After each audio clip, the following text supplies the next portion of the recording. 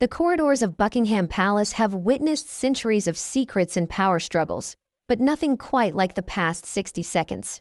What captured attention wasn't the staged ceremony or polished PR strategy, but the way an institution weighed survival against emotion, duty against kinship. In that brief moment, crucial decisions were made, where power and responsibility were placed above all personal relationships. What unfolds within those walls could shape history and is a testament to a system where every action carries vital importance. Prince William and Princess, and two pillars of the modern monarchy, have just officially confirmed what many had feared but few dared to say outright. The decision concerning Prince Harry is no longer temporary, not a waiting period or a trial. This is a final, absolute decision, and heartbreakingly, it cannot be changed. For those who understand the workings of power, this moment goes far beyond a public family dispute. It is a strategic decision, a constitutional surgery without anesthesia, where relationships are severed to preserve the system. A prince becomes an ordinary citizen, a brother becomes a stranger, and all this unfolds in the coldness of the exercise of power. William and did not achieve this status through luck or animosity, but through the ruthless mathematics of the monarchy, where every variable must serve the equation of continuity. In that context, Harry, though familiar, becomes an insurmountable problem, requiring a solution only a long-established system can handle. Consider William's position. He is a man who has walked alongside his brother through unimaginable suffering, through the loss of their mother, through the suffocating pressures of royal life under the constant scrutiny of the media and the public. He, as the future head of the royal family, is the one making this decision. He moves forward with a cold resolve that some might call ruthless, because he sees what others don't want or dare not see. The future of his children, George, Charlotte, and Louis, who will grow up in a world where ambiguity and chaos could threaten the foundation they will one day inherit. Princess Anne wields a different, but no less significant, power. She had witnessed this institution for decades, understanding the pressure the royal family faced from the media and modern public opinion, and didn't come to this decision out of emotion or pity. She came to it for survival, with the understanding that sometimes infected tissue must be removed to save the whole body. As she stood beside William and confirmed this unimaginable decision, she was not only supporting her nephew, but also defending the system, protecting an institution that had survived war, crisis, and countless scandals, knowing precisely when to act ruthlessly but purposefully. The message to the public was carefully controlled. The story was told in a way that distance and time would heal the cracks, that private conversations were still ongoing, and that there was still hope for reconciliation. But this moment marked an irreversible reality. Power, duty, and the existence of the regime overshadowed all personal relationships, however painful.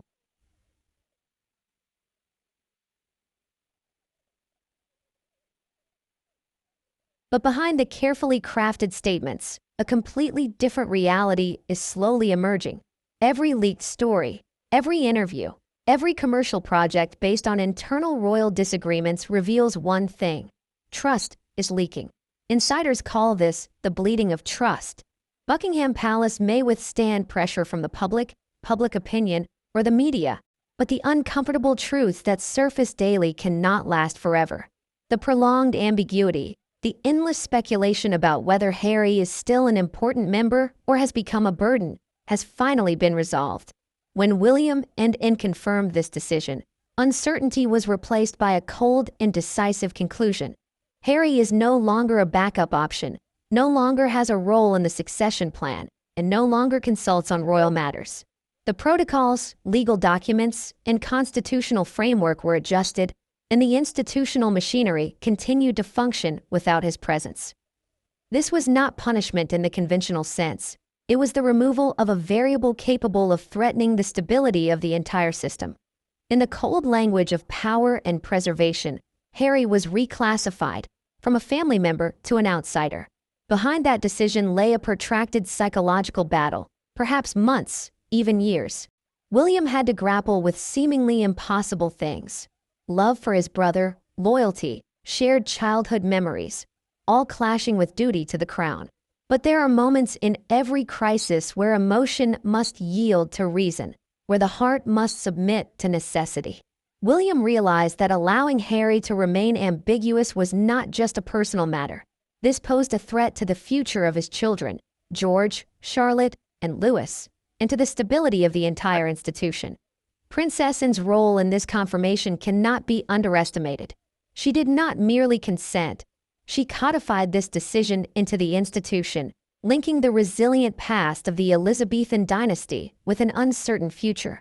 Future historians will look back on this moment and see it as a turning point, where the House of Windsor chose to consolidate power, prioritizing stability over expansion, where small but powerful decisions prevailed over tolerance but vulnerability, and had witnessed enough royal crises to understand that ambiguity is the enemy of stability, and stability, in a world where everything is challenged, is the most precious currency for preserving a 1,000-year-old institution.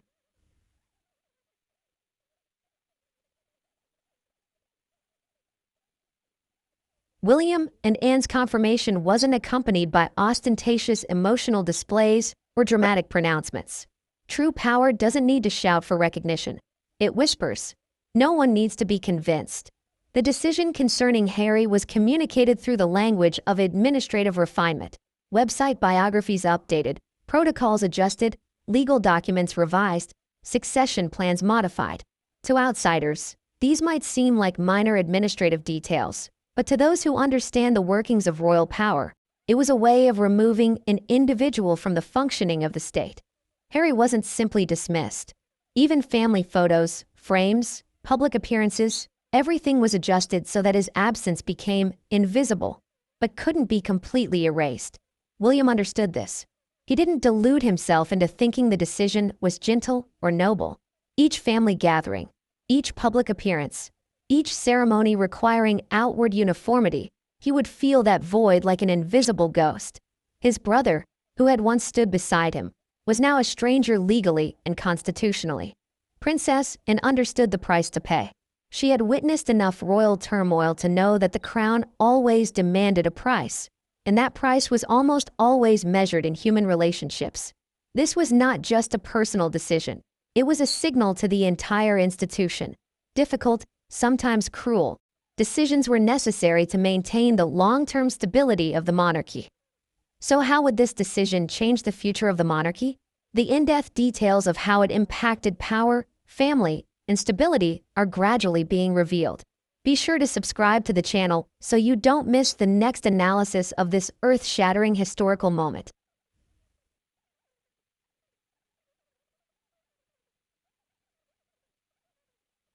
Next, this isn't just royal gossip or palace intrigue. This is a sophisticated blueprint for how power sustains itself, even by eliminating those closest to it. Hit the subscribe button, because the truth about the mechanisms of the institution is something they never want you to fully understand. The monarchy doesn't publicize its most important decisions. It doesn't need grand pronouncements. Decisions are made, the gears are adjusted, and the machine continues to run. But for those trapped within that system, every action carries vital importance. William and Princess Anne's confirmation of the final decision regarding Harry reflects not only social status or family power, but also the complete triumph of institutional logic, where human emotion gives way to the need for long-term preservation and stability. But the most remarkable thing isn't on the surface. The palace didn't just remove Harry from the official list or strip him of his ceremonial titles. It implemented a systemic decoupling, cutting him off from all influence, all channels of communication, all opportunities to impact the institution. William is said to have overseen the construction of protocols ensuring that, even in extreme crisis situations, Harry could not interfere with or alter the course of the institution. This wasn't merely pragmatism. It was almost a form of utterly emotionless revenge. There was no emotion, no personal vendetta, only a cold determination to protect the institution from long-term perils. Princess Anne's involvement provides profound historical context. She witnessed the monarchy under immense pressure, saw how public opinion could shatter an entire system if the wrong steps were taken. Anne's endorsement was not merely agreement. It was an existential mandate, an affirmation that this decision was necessary to protect stability. It reflected the realization that the threat of uncertainty, of whether Harry would stay or not, loyal or independent, was enough to damage the power structure. And the timing of this announcement, not during a crisis, but when everything seemed calm, further demonstrated its deliberate, precise, and ruthless calculation.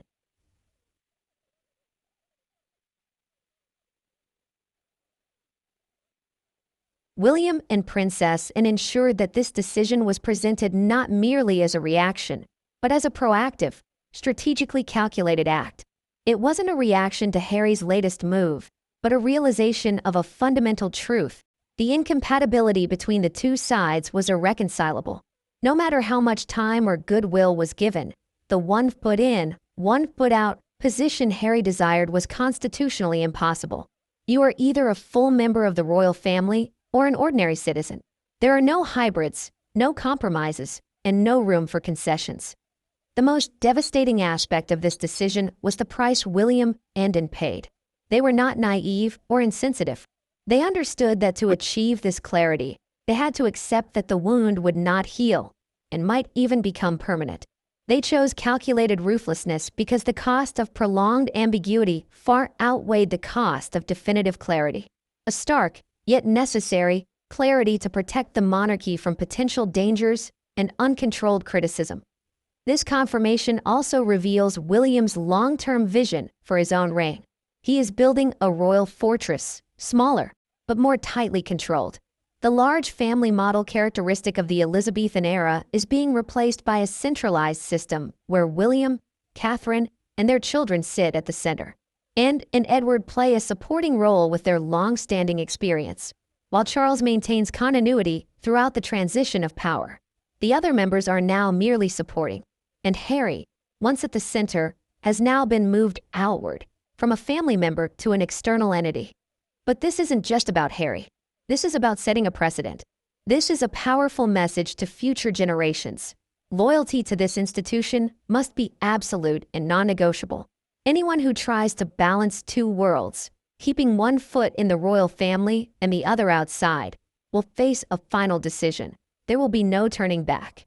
And it is this moment that historians will look back on as a decisive turning point in the history of the House of Windsor.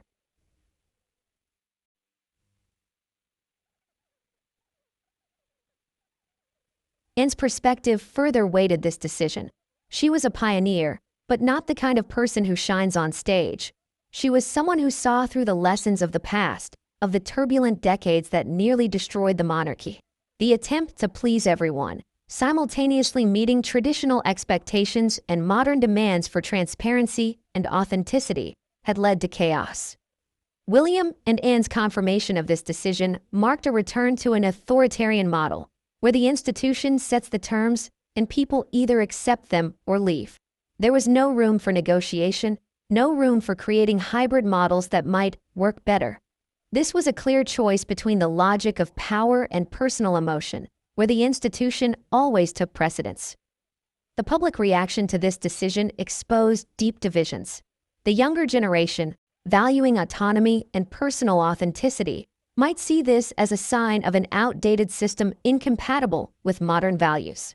Meanwhile, conservatives, who cherish tradition, see it as a necessary house cleaning, reinforcing boundaries that must never be blurred, protecting the continuity of the regime. But it is noteworthy that both William and Anne understood the pain that came with this decision. William was not emotionless, nor did he suffer from antisocial disorder. He was a man who had to sacrifice his relationship with his brother on the altar of institution preservation, and he would live with that choice for the rest of his life. Every time he watched his children play, he would remember that he was the one who had ensured this clear separation. And, with her courage and years of experience in turbulent royal families, understood the long-term impact. Her affirmation today is not merely an endorsement of a decision. It is a declaration of how power will operate in the future. Children growing up in this family will learn that duty trumps sentiment, that blood ties can be subordinated to organizational hierarchy, and that the institution will be protected at all costs. This affirmation also sets a clear pattern. If anyone in the family does not follow the approved script, if they attempt to go their own way, the consequences will be clear and inevitable. This is not just a decision for Harry, but a long-term message about how Windsor House operates, where the institution always takes precedence over personal relationships and where stability is prioritized over emotion.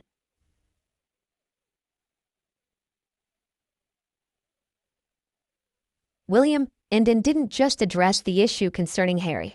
They established a sophisticated deterrent system designed to ensure that no one else in the family would dare attempt the same. The power of this system lay not in its direct use, but in the inherent threat, in its potential to be implemented at any moment. Now, all members of the family understood the risks were extremely high. One wrong step, one act beyond the bounds, and there would be no second chance. Instead, only permanent exile, a message that echoed throughout the entire institution. This raised a profound question. What kind of monarchy were we preserving? Was an institution worthy of preservation if it demanded systematic repression of individual autonomy, even within its own family? William and Anne answered this question with action. Their message was clear. The survival of the regime was more important than any individual, and any sacrifice, whether emotional or human, could be justified if it protected the institution. In the process, relationships, human connections, even family ties, could be burned without regret. We are witnessing William building a streamlined, consolidated, and uncompromising monarchy. The question is this the right path to protect the crown, or is this a sacrifice of humanity to maintain power? Does this decision make us respect the institution more, or does it reveal a fundamental truth, that the mechanism is broken at its roots? This is not just the story of a royal family. It is a reminder that systems of power always determine who stays, who is discarded, and what is most important in maintaining that order. This is a time for reflection. What kind of organizations do we want to preserve, and at what cost? Your voice matters. Let's discuss and ponder this question together. Thank you for watching this video. If you found the content interesting, don't forget to like, subscribe to the channel, and hit the notification bell so you don't miss the next analyses. I really appreciate all your support. Your views, comments, and shares help the channel grow and bring you more engaging stories. Thank you so much.